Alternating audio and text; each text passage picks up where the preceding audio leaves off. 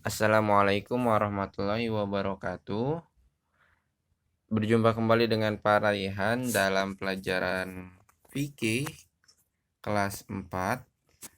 Apa kabar teman-teman?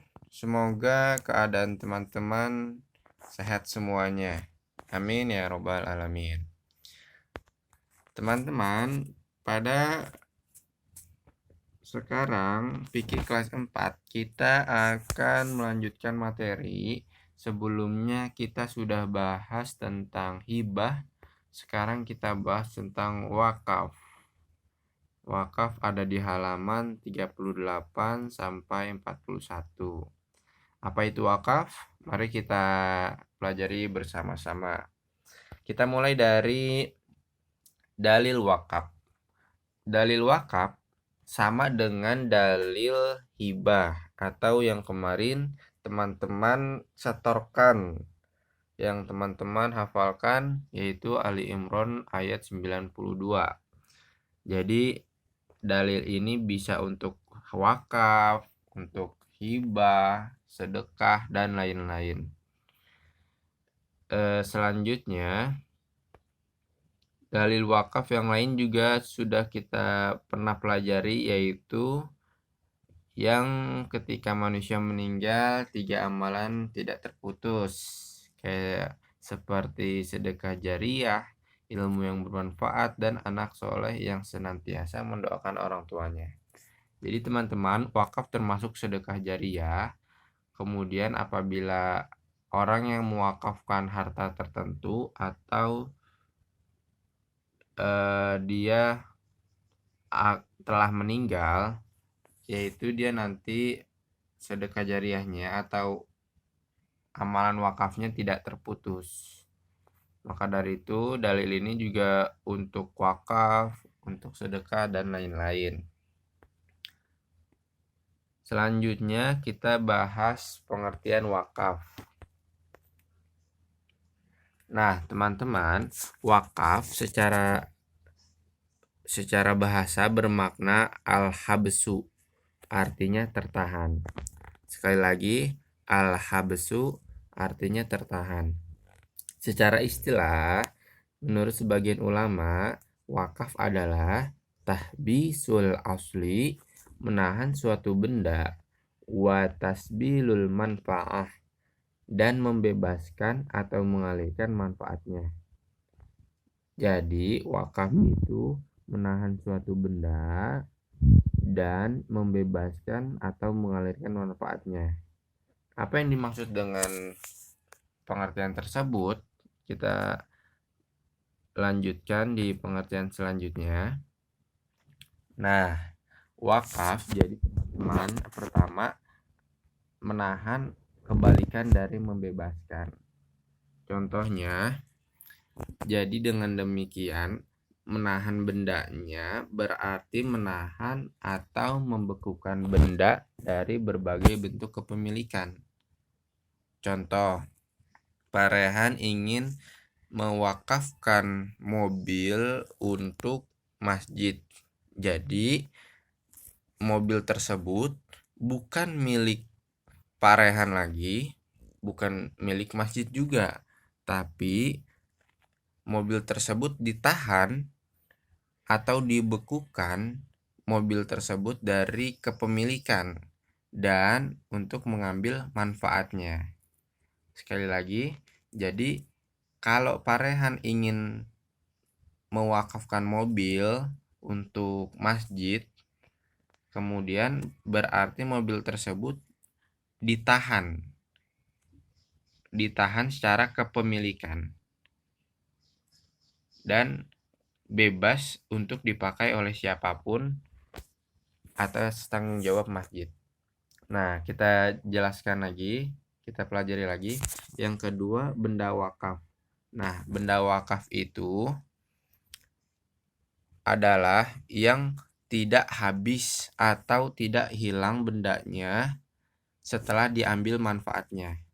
Maka dari itu, benda wakaf tidak bisa makanan ya teman-teman, karena makanan ketika kita konsumsi ia akan habis. Maka dari itu contoh benda wakaf seperti rumah, seperti mobil, tanah, dan lain-lain. Kemudian membebaskan manfaatnya. Nah, nomor 3 dan nomor 1 ini bersangkutan ya teman-teman. Maksudnya kalimat membebaskan manfaatnya ini adalah untuk membedakan antara wakaf dengan gadai. Nah, apa itu gadai? Gadai itu menahan benda tapi tidak membebaskan benda tersebut. Jadi wakaf dengan gadai berbeda. Maksudnya membebaskan manfaatnya adalah manfaat benda wakaf tersebut bisa digunakan dan bebas atas kepemilikan seseorang. Kita lanjutkan ke poin 4. Maksud manfaat adalah dalam definisi maksud manfaat, penggunaan dan hasil dari benda tersebut, seperti misalnya kalau kita mewakafkan tanah atau kebun, hasil panennya itu bisa digunakan oleh siapapun. Kalau kita ingin wakafkan misalnya rumah yang dikontrakin, uangnya itu bisa dimanfaatkan oleh siapapun dan lain-lain. Tapi teman-teman, wakaf ini beda dengan hibah.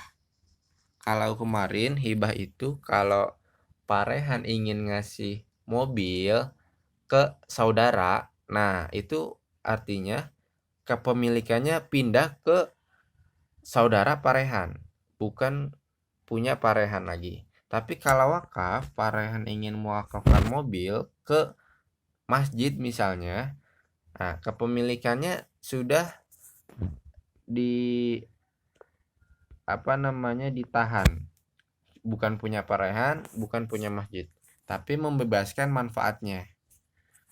Kalau hibah, manfaatnya bisa jadi hanya dipakai untuk ke orang tertentu saja, karena kepemilikannya sudah berganti. Nah, contoh lainnya seperti berikut.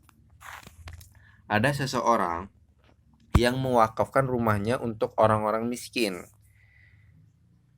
Kemudian, harta yang berupa rumah tersebut ditahan sehingga tidak dijual, diberikan, atau diwariskan. Manfaatnya diberikan untuk orang miskin. Siapa saja yang tergolong orang miskin berhak untuk memanfaatkannya. Contoh lain yang barangkali sudah kita dengar dari awal yaitu sumur yang diwakafkan oleh Utsman bin Affan. Semoga teman-teman ingat cerita tersebut. Jadi Utsman bin Affan membeli sumur dari orang kafir Quraisy, kemudian sumurnya bukan hanya untuk Utsman bin Affan, tapi ternyata diwakafkan oleh orang-orang yang ada di sana. Orang-orang bebas untuk mengambil air di sumur tersebut kapanpun dan berapapun jumlahnya. Seperti itu ya teman-teman. Dan seperti hadis sebelumnya, kita lihat lagi dalilnya. Nah, sumur tersebut menghasilkan sedekah jariyah untuk Utsman bin Affan sampai sekarang. Meskipun Utsman bin Affan sudah meninggal lama sekali. Luar biasa pahala dari wakaf tersebut. Selanjutnya, rukun wakaf atau dasar wakaf. Teman-teman, rukun wakaf yang pertama ada wakif. Wakif itu adalah orang yang berwakaf. Contohnya kayak Pak Raihan barusan wakaf mobil ke masjid misalnya. Utsman bin Affan wakaf sumur untuk orang-orang di sana contohnya.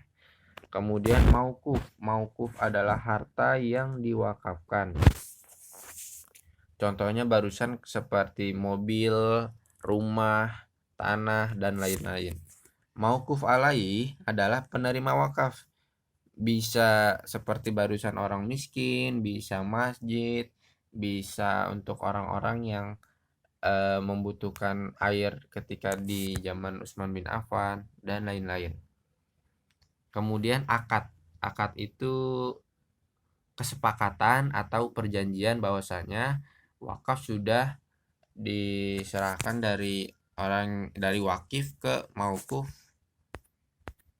dari wakif ke maukuf alaih. Nah, dari wakif ke maukuf alaih itu akad ya teman-teman. Selanjutnya syarat sahnya wakaf. Pertama, wakif atau orang yang mewakafkan harus menguasai harta yang diwakafkan. Artinya, kalau kita ingin mewakafkan barang tersebut sebelumnya harus punya kita. Tidak bisa patungan, tidak bisa barang itu statusnya dipinjam. Contohnya lagi, misalnya Pak Rehan barusan mewakafkan mobil. Ternyata mobil tersebut adalah hasil patungan dari teman-teman Pak Rehan. Artinya Pak Rehan tidak menguasai harta, tidak menguasai penuh harta yang diwakafkan tersebut. Nah, itu tidak sah teman-teman ya. Jadi, atau contoh lain, ternyata mobil yang barusan Pak Rehan wakafkan adalah mobil pinjaman orang lain, bukan punya Pak Rehan ternyata, dan itu tidak sah. Artinya wakif atau orang yang mewakafkan harus menguasai penuh harta yang diwakafkan. Yang kedua, wakif harus sudah balik ya teman-teman. Kemudian harta yang diwakafkan harus jelas bentuknya dan jelas maukufnya. Maksudnya jelas bentuk seperti yang dijelaskan sebelumnya, yaitu tidak hilang atau tidak habis. Dan maukufnya jelas siapa penerimanya atau bentuk harta yang diwakafkan. Yang keempat, maukuf alaihi bukan hamba sahaya. Maukuf alaihi barusan adalah orang yang menerima wakaf, yaitu dia bukan hamba sahaya. Siapapun asal tidak hamba sahaya. Yang kelima, ikrar wakaf harus jelas. Atau maksudnya wakaf tersebut jelas untuk siapa digunakan. Jangan sampai ikrarnya tidak jelas. Maka dari itu, ikrar atau kesepakatannya, perjanjiannya harus jelas baik secara lisan maupun tertulis. Dan terakhir yaitu tunai. Tidak bisa kredit atau pinjaman dan lain-lain. Harus tunai atau ada bentuknya. Oke teman-teman, kita sudah selesai di materi wakaf. Semoga teman-teman bisa paham dan bermanfaat untuk teman-teman. Teman-teman termotivasi untuk wakaf juga. Contohnya yaitu wakaf tanah atau bangunan di Masjid SDIT Bina Auladi contohnya. Kita kalau belum bisa seluruhnya, kita sebagian. Kita wakafkan misalnya semennya, kemudian pondasinya, untuk pasirnya, dan lain-lain. Maka dari itu nanti amalan tersebut akan mengalir meskipun kita telah meninggal. Oke teman-teman, sekali lagi terima kasih banyak. Semoga bermanfaat. Assalamualaikum warahmatullahi wabarakatuh.